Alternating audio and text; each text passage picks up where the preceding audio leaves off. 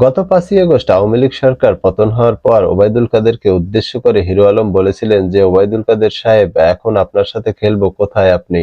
তো আরো বলেছেন যে হিরো কখনোই হিরো থাকে, হিরোকে কখনোই জিরো করা যায় না। ওবায়দুল কাদের বলেছিল হিরো আলম এখন জিরো হয়ে গেছে, কিন্তু ওবায়দুল কাদের হয়তো জানে না হিরোকে কোনোদিন কেউ জিরো বানাতে পারে না, তাই হিরো হিরোই থাকে।